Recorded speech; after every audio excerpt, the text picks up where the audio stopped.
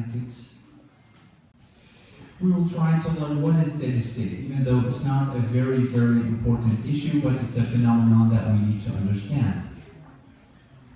And we will need to get an idea about drug clearance.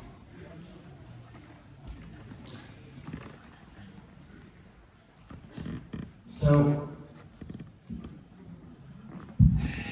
regarding the first thing that we need to revise, that is, what do we mean by the term pharmacology? Pharmacology is simply the science that deals with drugs and their interactions. So simply, if this is a drug, there are two things that are going to happen. Either this drug will affect me, or I will affect the drug. So, how would I deal with the drug? What would I do to it? These are the things that we call pharmacokinetics. What will the drug do to me? These are the things that we call pharmacodynamics. In the first hour, we will talk about the pharmacokinetics only. So the pharmacokinetics simply are going to be, if I would take a medication orally, which is the most common route of administration, first when I take the medication, absorption can start even when it goes into the mouth. But of course, the major absorption site for oral drugs is going to be what? The intestine. So after taking a medication, it will be absorbed. Let's say it's a tablet. The first thing that will happen when the tablet would go to the stomach is what?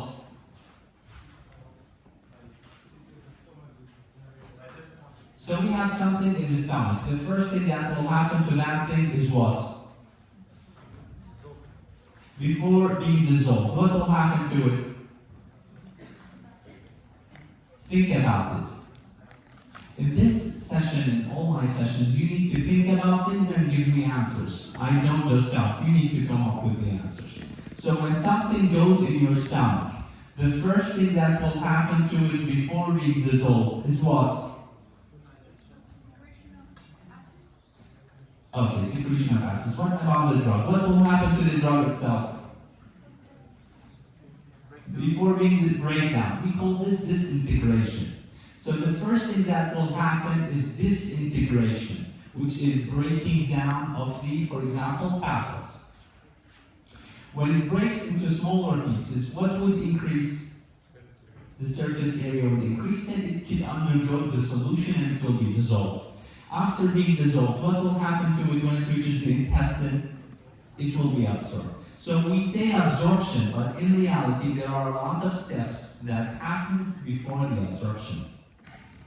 And there are lots of factors, like for example the GI motility or sometimes the release of acids or the pH or whatever that is, would affect the first step. Anything that would ruin the first step would ruin everything else. Okay. So absorption has happened. After the absorption, whenever something is absorbed from the intestine, where would it go to? It would first go to the liver, and eventually it will be distributed. When it goes to the liver, what can go wrong? It will be metabolized. Maybe, not always. Okay. Then it will be distributed in the entire body, so it would go everywhere. Eventually, even if it survived the first metabolism, it can again come back to the liver and be metabolized.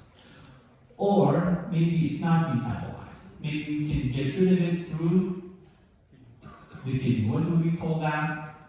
Excretion in that case. So the kinetics is simply the absorption and the distribution and the metabolism and the elimination or excretion.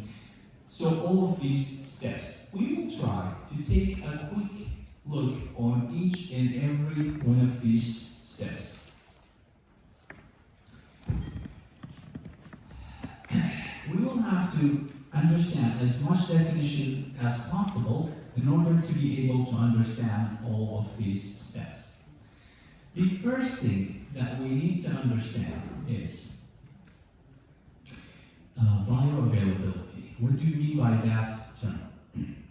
The term, if we just take a look at it, bio and available. So we can imagine it means how much is available in a biological system, or simply how much of the drug would reach the blood or the system. How is that calculated? There is this, and there is the picture that we can just take a look at and understand what is going on. If you would ever want to determine how much of the drug would reach the system, you will have to do this. You get a drug as an IV injection. Let's say you grab paracetamol injection and you give it to a volunteer. When you give him the drug, after a few minutes you can take a sample. After another 5 minutes you take a sample. After another 5 minutes you take a sample. So eventually you would see that the concentration increases rapidly because the drug is given IV. Maybe with 1 minute you get high concentration. And then it drops. So let's call this the initial, even though it's not an actual absorption, but since it takes a minute, let's call it an absorption phase. And then after that, the concentration would drop due to what? Yeah. In reality, the concentration would drop in reality, not due to the metabol. Maybe in the previous years I used to say drops due to metabolism and due to elimination. Yes? Due to protein binding? No. The actual reason why it drops is we are taking these samples from the what?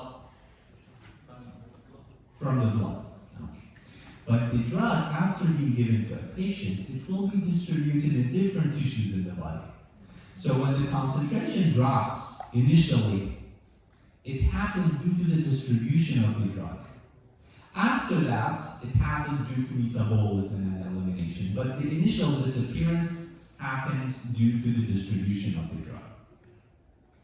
And it's a complicated issue. It depends on the type of the drug. Does it follow one compartment or two compartments? It's a very long story.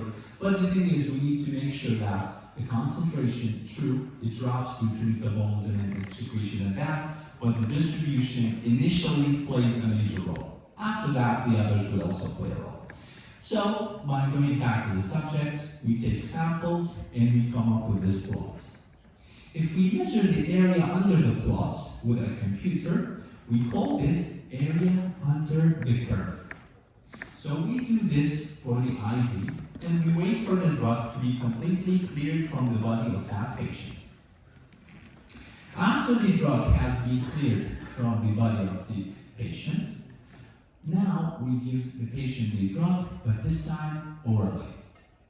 So when we do that, what will happen is the drug this time will take a longer time to be absorbed, because this time it will go through the GIT, not through the blood.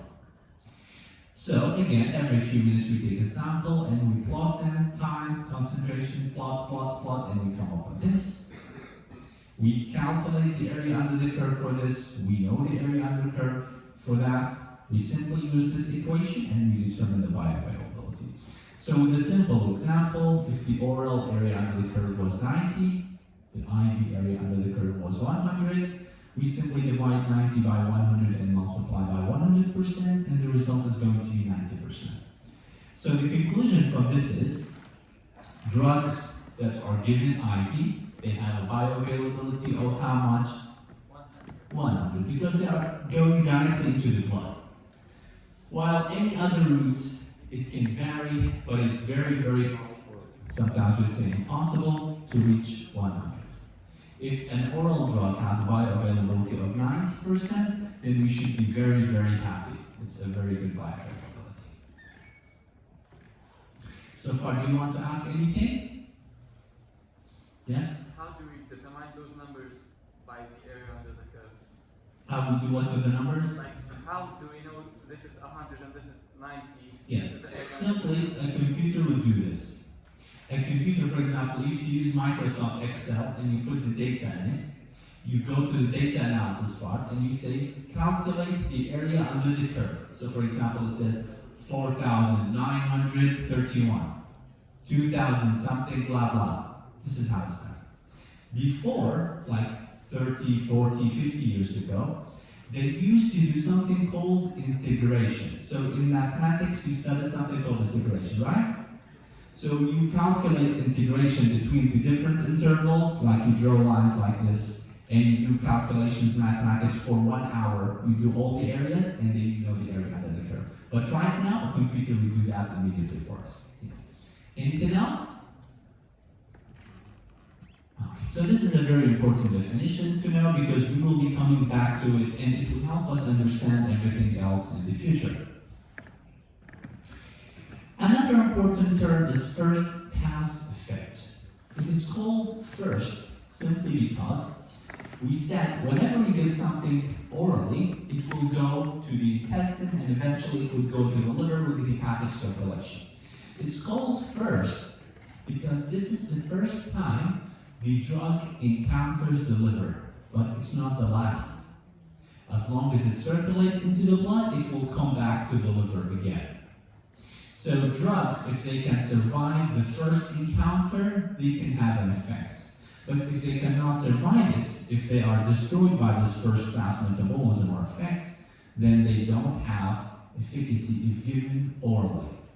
So for example, here it says, if we give nitroglycerin orally, 90% of it will be destroyed. So it should not be given orally. Instead, it can be given sublingually. So nitroglycerin is used mostly for what? When do we use nitroglycerin? Any ideas? So I uploaded this lecture like 3 days ago or something, I don't remember, 2 days ago. You should have taken a look at it, yes?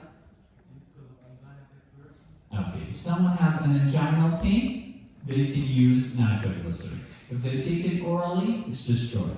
So they can take it sublingually. First, it would bypass the destruction. Second, what? What else would we get? Yes?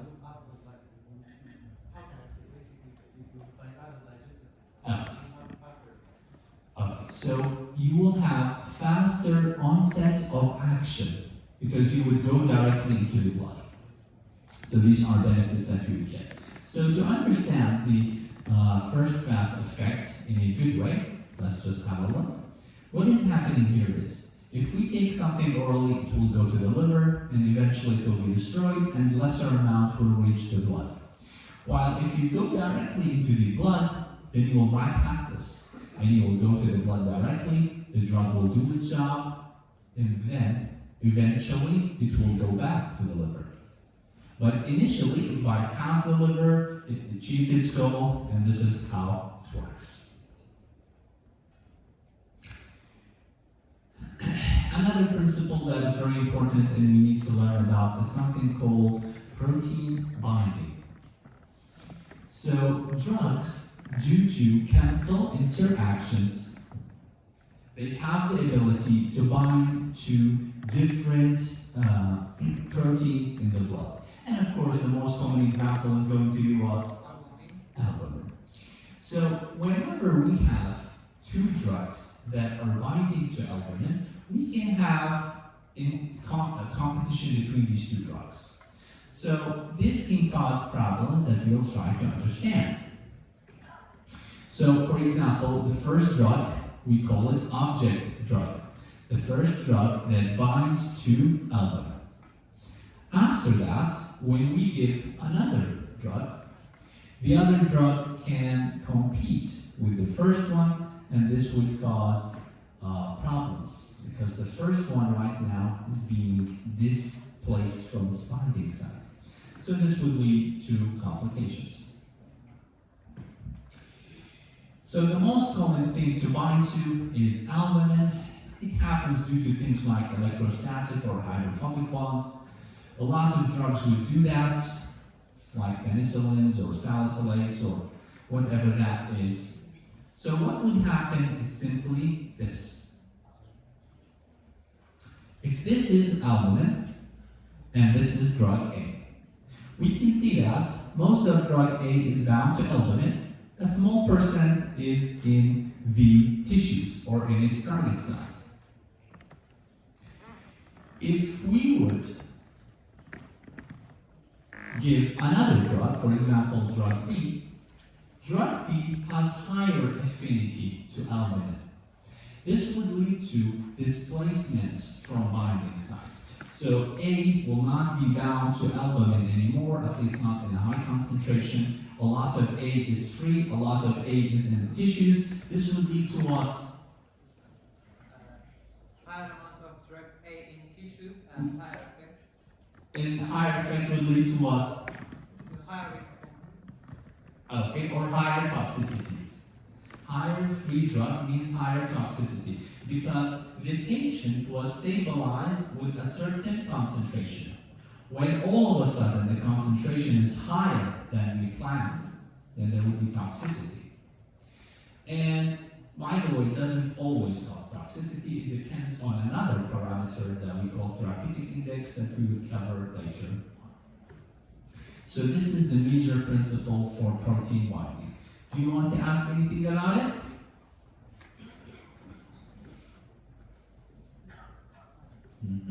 Yes? If the drug is bound to the protein, would it still be metabolized effectively? If the drug can eventually reach the liver and reach the hepatocytes, it will be metabolized because there is like an equilibrium. So even if it's bound, some of it will be released. Okay, so some of it is free, some of it is bound. Whenever the free is metabolized, more will be released. So it will not be bound forever. So it will still be metabolized. But of course, the binding would affect both the metabolism and excretion initially, but not forever. Anything else? Yes?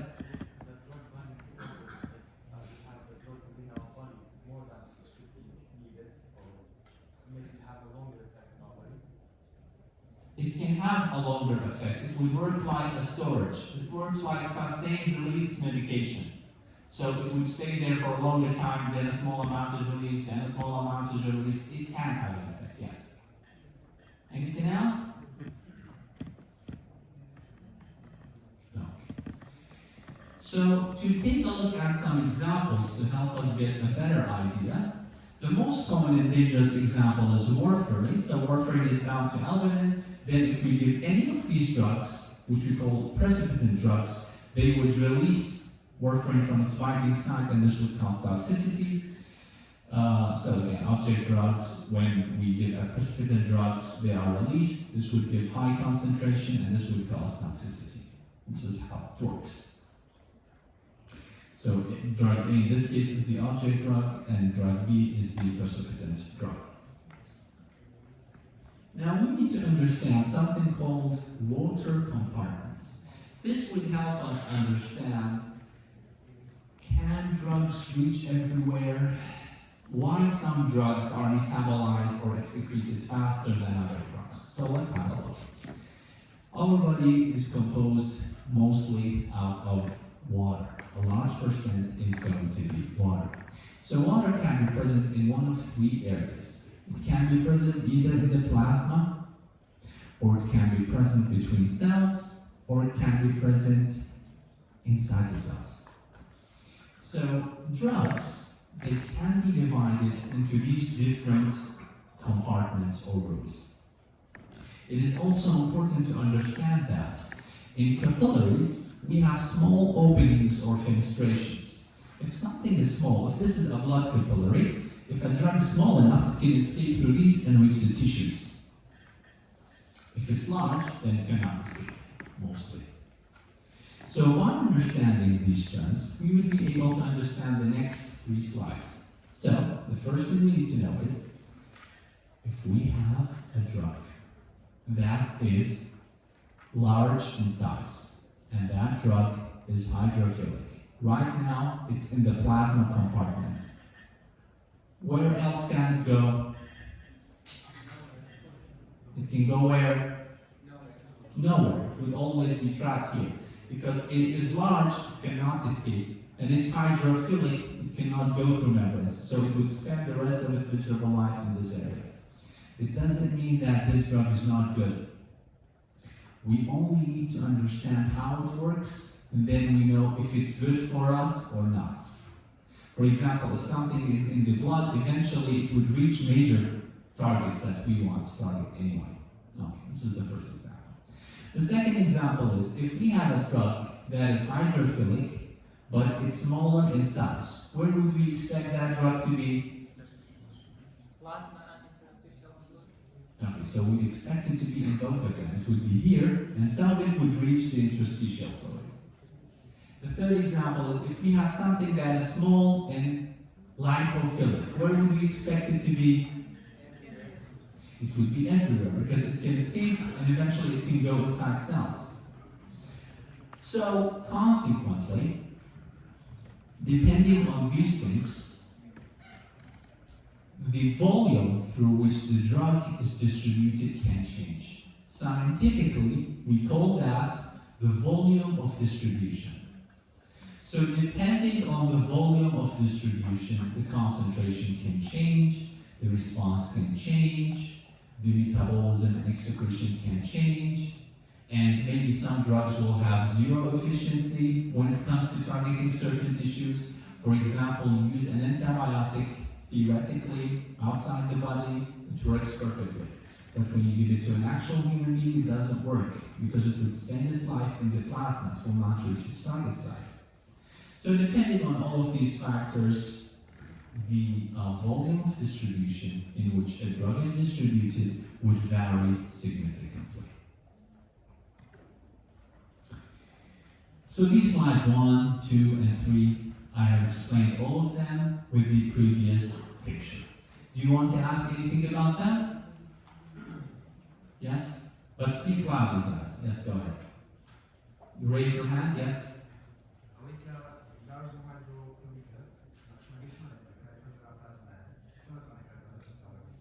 If something is trapped inside the plasma. Okay. For example, if you have something like septicemia, you have some kind of a microorganism that is in the blood, okay? And you want to wipe it out. Then if a drug is only in the plasma, would it do its job?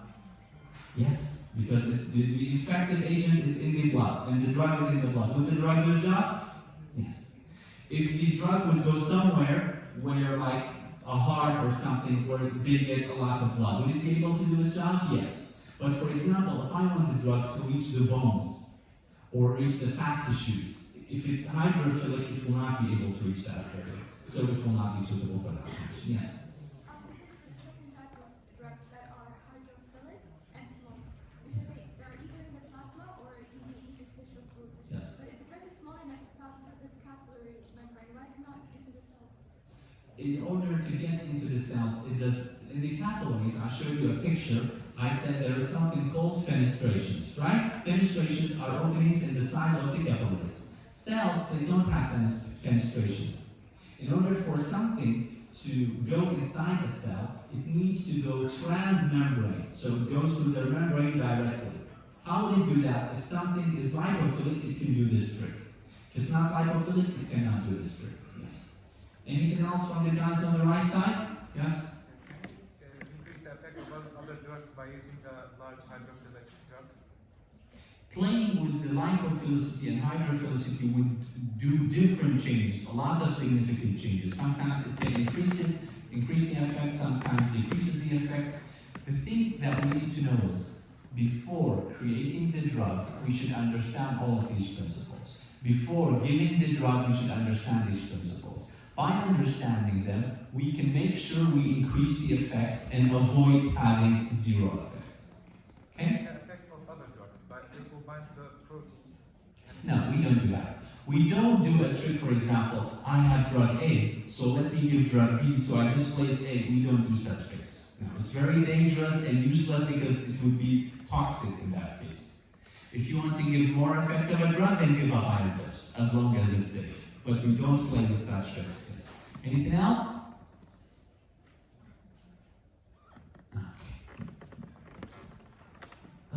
We will keep on trying to learn more and more principles. So we will try to understand what is first order kinetics and what is zero order kinetics. When we give drugs and we take samples and we look at the concentration, we note that with most of the drugs, a constant fixed percentage is being removed per unit time. So for example, every hour, half of what I have disappears. This is how most drugs are eliminated. After another hour, half of whatever I have left disappears. So this is called first order. This is how most drugs, like this one, initially the metabolism is very fast, then it becomes very, very slow. In certain cases, the drugs are cleared or eliminated in a fixed amount. So for example, every hour, 2 milligrams. It does not matter how much I have. Every hour, only 2 milligrams are eliminated.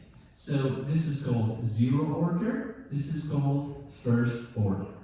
To understand this more, let's have a look at some numbers. With the first order, let's say we have 100 milligrams. After an hour, how much would be left? 50. After another hour, how much would be left? 25. After another hour, 12.5, and so on and so forth. So every hour, half of what we have disappears. With the zero order kinetics, a fixed amount is removed, not a percent. So for example, if you start with 100 milligrams, after 1 hour, how much would be left? 80.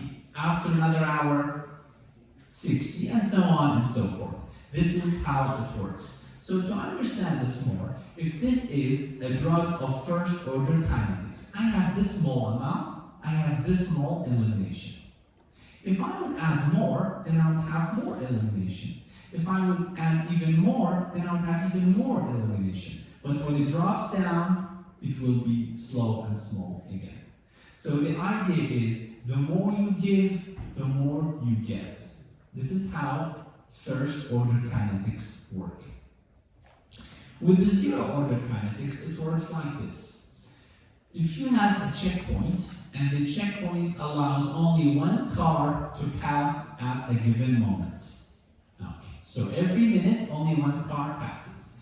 If I have 10 cars, or if I have 20 cars, or if I have 1,000 cars, the cars passing per minute is going to be how much? 1. So with the zero order, the numbers don't matter. It would only be a fixed amount that is being cleared per unit time. This is how it works. Do you want to ask anything? Why is it important to learn this? It is important to learn that because if a drug follows zero order kinetics, it is very dangerous to give a high dose because the body cannot deal with it fast. If it follows first order, the body would start eliminating it fast. But if it follows zero order, for example, drugs like aspirin or ethanol or phenytoin, these have the ability to saturate the eliminating mechanisms and enzymes, and they will cause toxicity.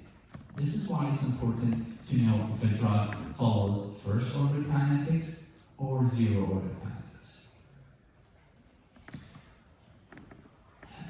Now let's hope that you have managed to understand the first and zero order kinetics properly, because you'll be needing them a lot in the future. Let us try to learn another. Yes? Yes. You cannot say anesthetic drugs in general, because there are a lot of drugs, but most of the drugs, like 99%, are first order kinetics. Yes. Zero order kinetics is a very rare case, but it's a very dangerous case. Okay, another important term is something called steady state. Steady state by itself is not very, very important to achieve. It's just an observation. There's something more important than steady state. But it is important to understand what it means. So the term steady, what does it mean as an English word? What is steady? Okay, when something is not fluctuating or stable, like what Fran said, we call it steady. So it's not going up and down, which we call fluctuation. Okay. If we would give a drug with an intravenous infusion set, the concentration of the drug would start to increase. The concentration would start to increase. Eventually, at a certain point, it would become like a straight line. It will not increase or decrease. Why would it become straight? Because what happens? Why doesn't it go up or go down? Why it becomes straight? The amount of elimination and intake equal. Okay, so when the input and the output are equal to each other, then the line will become stable. In order to reach that steady state or stable line, it takes 4 to 5 half-lives. It does not matter how much drug you give. It takes 4 to 5 half-lives for the drug to reach a stable line. Because if you give more, the body will metabolize and eliminate more. If you give less, it would eliminate less. So the amount by itself doesn't matter. What matters is we need 4 to 5 half-lives to achieve steady state. So just like I said, steady state is just an observation, a straight line. What is more important than steady state is what we will learn through this very important slide. In this slide, we will try to learn 3 definitions: loading dose, maintenance dose, and something else. So the term loading dose is simply this. If I give a drug at one large dose, the concentration would rocket. It would increase significantly at once. Then I would give small doses to keep the drug in the right concentration. But if I just keep small doses, it would take time for the drug concentration to increase. So the first thing that we should think about here is, why would we want to give large initial dose to increase the concentration significantly? Because of what?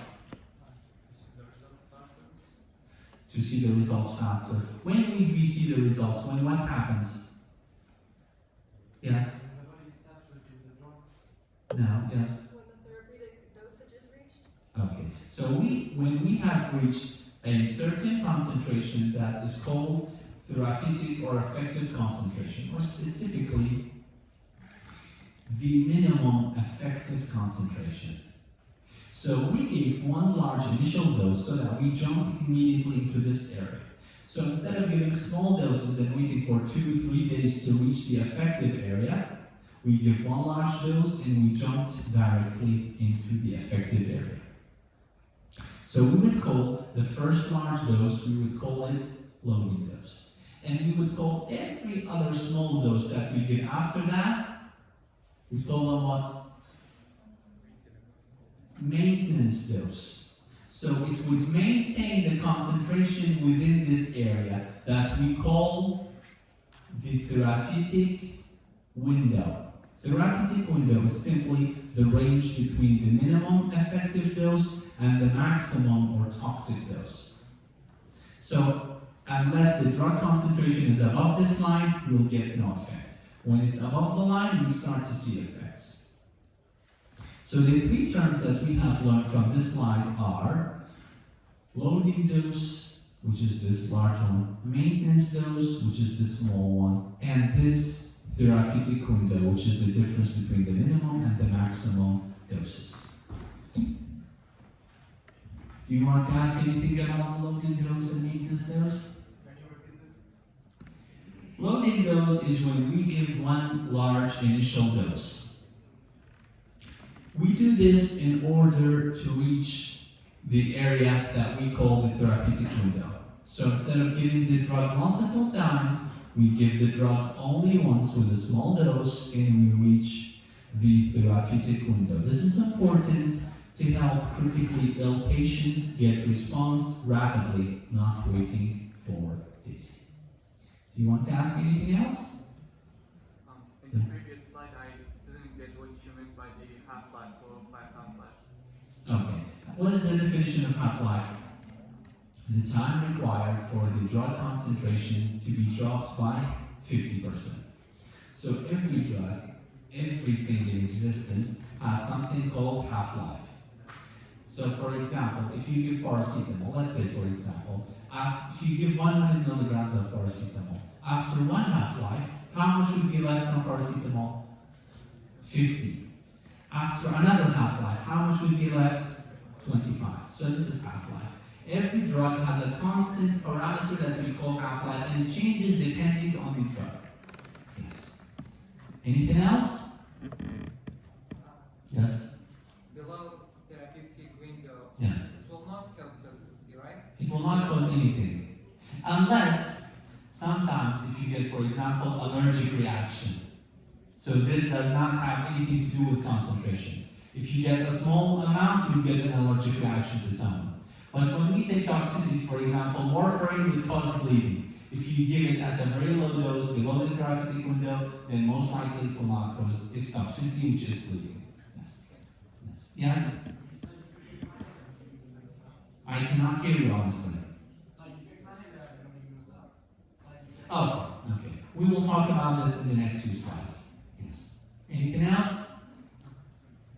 Theoretically, we should not have side effects, but in certain cases we can have side effects. We'll take a look at it soon enough. So, in order to calculate the loading dose, we simply use this equation. Whenever we give a drug, we want to calculate the equation. We simply say, how many milligrams should I give? It is simply equal to the volume of distribution of the drug multiplied by the concentration that I want to achieve to be within the therapeutic window, divided by the bioavailability.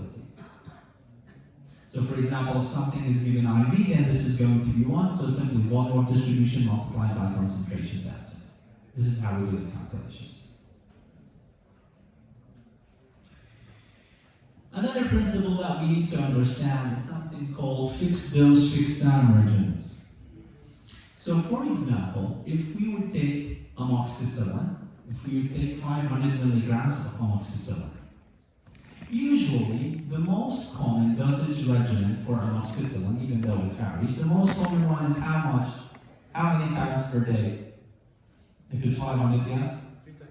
Usually it's 3 times for 500 milligrams.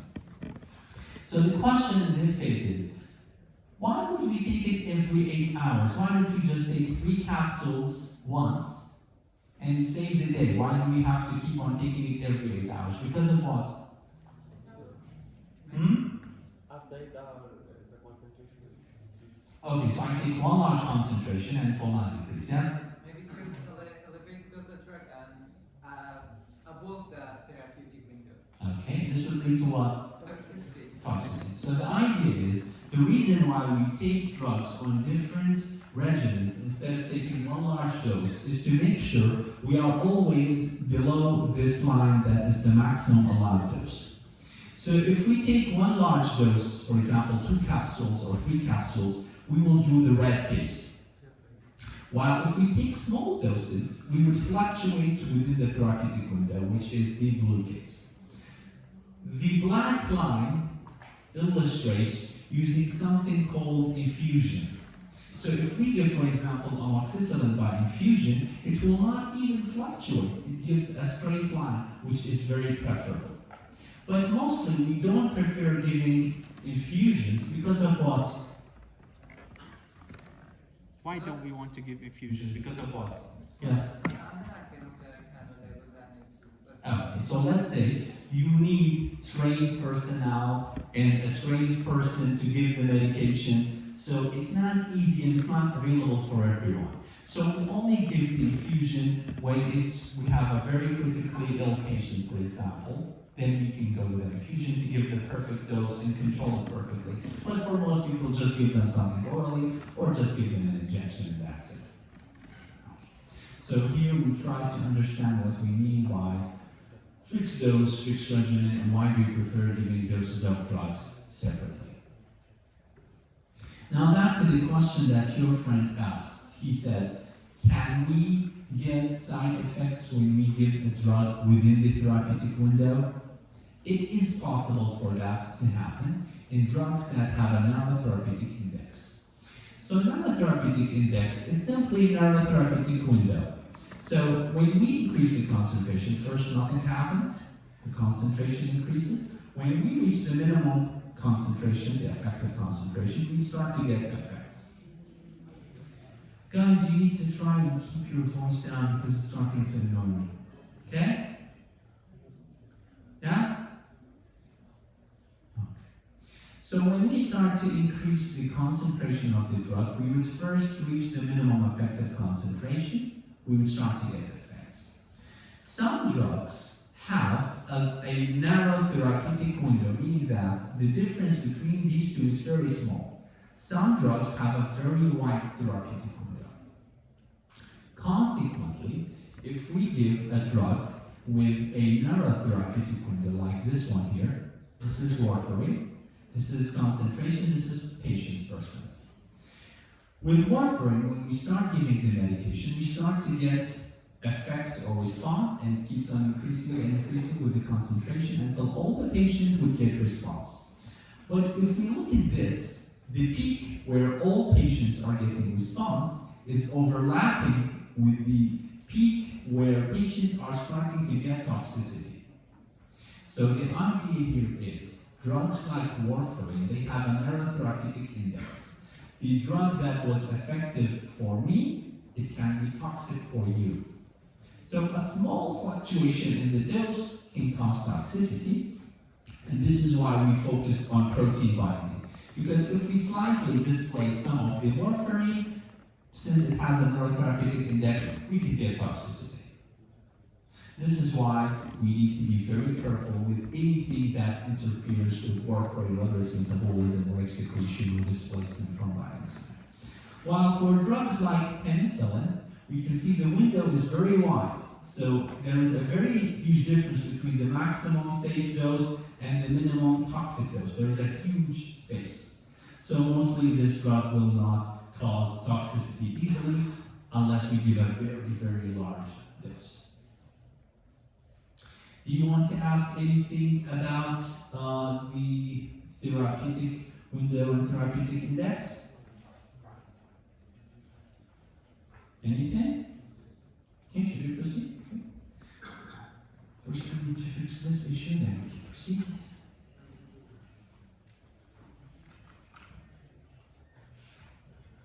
Okay.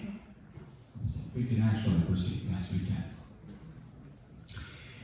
So, for example, for warfarin, if we are giving warfarin, if we give alcohol with it, it would increase the concentration of warfarin and this would cause toxicity.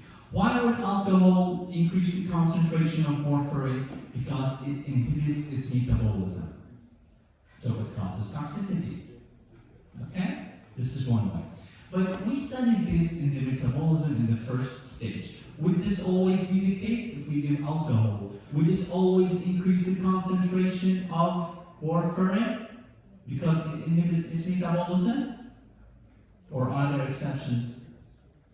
We studied this in the first stage, you should remember it. What was the difference? Would it always increase the concentration due to inhibition of metabolism or not? Yeah? No idea. Okay. So this tells a lot. Having no idea about this explains a lot of things. What we explained in the first stage was, if alcohol was given at an acute small dose, not daily doses, then it would inhibit metabolism of drugs. But if it was given chronically, then it would enhance the synthesis of enzymes in the liver and it would metabolize drugs faster. So in this case, when we said the metabolism will be eliminated, we are talking about acute alcoholism, not chronic alcoholism.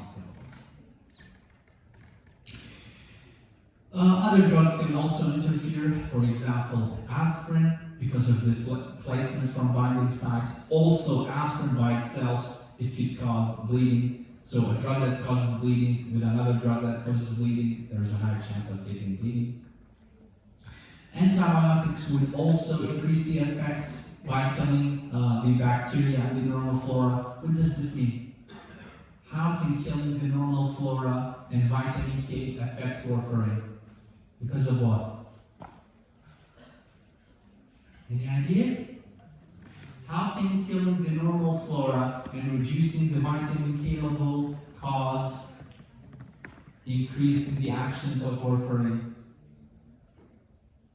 No idea? Because warfarin works by antagonizing vitamin K. So if there is no vitamin K in the first place, there would be more action of warfarin. Okay? by going back to certain terms that we haven't fully covered, we said there is something called metabolism and something called excretion. In both of the cases, a certain amount of the drug is removed. So we can summarize both the metabolism and the excretion. We can call both of them clearance. Clearance means how much of the drug was cleared from the body. So if we look at this figure, this is the dose. How many milligrams? This fluid is the volume of distribution. In how many liters is it distributed? And this exhaust right here is clearance. How much is being cleared from this volume? So this is clearance, this is volume, distribution, and this is dose. So this picture would help us understand all of these terms. This is a slide that I have just brought from the first stage metabolism course. Certain drugs, they can induce or inhibit metabolism of other drugs. For example, rifampicin and barbiturates, they induce metabolism, while cimetidine and erythromycin, they inhibit metabolism in general. And these are just general terms. For each drug, there is a special drug that can enhance or decrease its metabolism. We need to look it up in, for example, BNF to make sure which one would interfere with which one. Also, sometimes if you take food, or if you smoke, or alcohol, whatever that is, all these bad habits, they can also interfere with the metabolism. For the other part of clearance, which is excretion, here's how it happens. So in this picture, what are we seeing? What is this supposed to be? Not kidney. What is this? What is this? It's a nephron. Okay. So whenever blood goes to the nephron, if something is small enough, it will be passed through bone capsule, and eventually it will exit with the urine. Goes here and exit with the urine. Unfortunately, if a drug is lipophilic, then half the way around it will be reabsorbed because it's lipophilic. Lipophilic drugs, if you remember, we said the drugs that can enter cells are lipophilic. So when something is lipophilic, it can cross membranes and it can be reabsorbed. So if a drug is lipophilic, it will be reabsorbed and we will not be able to get rid of it with the urine. So if this is the case, the drug can spend its entire life, goes to the bone capsule, reabsorbed, and keeps on repeating the cycle. As a result, the body came up with a solution for this problem. What was the solution for this problem? How did the body do that? By metabolism. This is why we have metabolism. The job of the liver is always to try and make things more hydrophilic or lipophobic, like your friend said, in order to get rid of them. So we can either wait for the liver to do its job, to make these guys more hydrophilic, they can exit with the urine, or another trick that we can try and do is, we can try and make them ionized by playing with the what? What would we call that scientifically? pH. We will try to play with the pH. So, if I have a drug that is here, the drug is acidic, like aspirin. I have something acidic here. I have an acid. How can I make the acid ionized? By giving what? By giving a base. So if I have an acid and I would give a base or alkalization, for example, sodium bicarbonate, then acid plus base, there would be ionization and there would be more excretion of the drug. So in case of toxicity, when someone has a high dose of something, we would want to get rid of that something faster. How do we do that? We can play with the pH. We call this ion trapping, playing with the pH so that we make the drug ionized. Because ionized drugs are more hydrophilic, we would get rid of them faster. This is an opposite example for a base drug. This slide is the repetition of what I have just explained with that text. The final thing that we need to understand is the effect of renal disease. So if someone has renal disease, when the kidneys are not working properly and you want to give someone a dose of medication, I told you there are two doses, something called loading dose, something called maintenance dose. The loading dose was given to reach what? The therapeutic window or the minimum effective concentration. So if someone has kidney disease, when you give them the first large dose to reach the therapeutic window, you will not have to adjust the dose because you just want to reach the therapeutic window. Why should you decrease the dose? Nothing has happened yet. But when the drug reaches the therapeutic window, it will not drop as usual. It will take too long for this time to drop. It will stay in the therapeutic window because there is no excretion if the drug was mainly excreted. So in that case, if the drug is mainly excreted and right now it's not being excreted because the kidneys are not working, what should we do to the maintenance dose? Decrease. We should decrease it. So the lesson here is, if someone has renal failure, the loading dose should not be decreased because we need it to reach the therapeutic window, but the maintenance dose should be decreased because the drug will stay there forever. It does not need any maintenance. And this is how it works. Now we will take 10 minutes rest, so we would start the second part at 10:35. Take a short rest, please.